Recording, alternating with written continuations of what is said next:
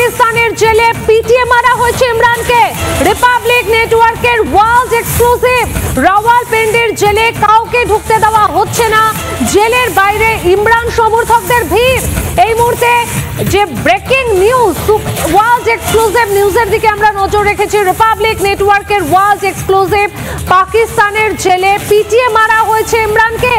রাওয়ালপিন্ডির জেলে কাউকে ঢুকতে দেওয়া হচ্ছে না, জেলের বাইরে ইমরান সমর্থকরা ভিড় জমিয়েছেন জেলের বাইরে। রিপাবলিক নেটওয়ার্ক কথা বলেছিল ইমরান খানের বোনের সাথে, নুরিন নিয়াজি, ইমরান খানের বোন।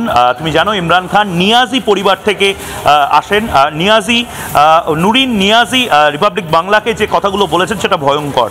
যে কোনো জেলে, আমি জানি না পাকিস্তান এখন কি আদিম সভ্যতার দিকে আরও পিছিয়ে যাচ্ছে, যে কোনো জেলে, পৃথিবীর যে কোনো জেলে যারা বন্দি থাকে তাদের অন্তত আইনজীবী বা পরিবারের সদস্যর সাথে কথা বলতে দেওয়া হয়।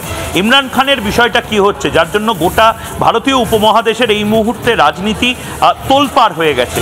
ইমরান খানের মতন প্রাক্তন প্রধানমন্ত্রী একজন, এবং সেই প্রাক্তন প্রধানমন্ত্রী যে জেলে রয়েছেন, আদিয়ালা জেল, রাওয়ালপিন্ডির আদিয়ালা জেল, সেই রাওয়ালপিন্ডির আদিয়ালা জেলে ইমরান খানের পরিবারকেও দেখা করতে দেওয়া হয় না।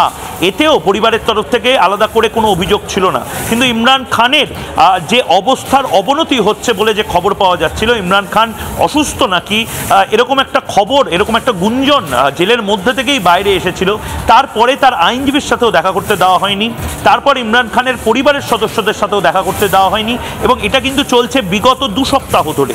অর্থাৎ বিগত 2 সপ্তাহ ধরে ইমরান খান কেমন আছেন, বেঁচে আছেন না মরে গেছেন কেউ জানে না। কিন্তু এখন যে খবর আমরা পাচ্ছি, রিপাবলিক বাংলা বা রিপাবলিক নেটওয়ার্ক যে খবর, পাকিস্তানে আমাদের যারা প্রতিনিধিরা রয়েছে, আমাদের যারা একেবারে নির্দিষ্টভাবে খবর দেওয়ার লোক রয়েছে, তারা যে খবর দিচ্ছে, পরিস্থিতি কিন্তু ভয়াবহ দিকে এগোচ্ছে পাকিস্তানে।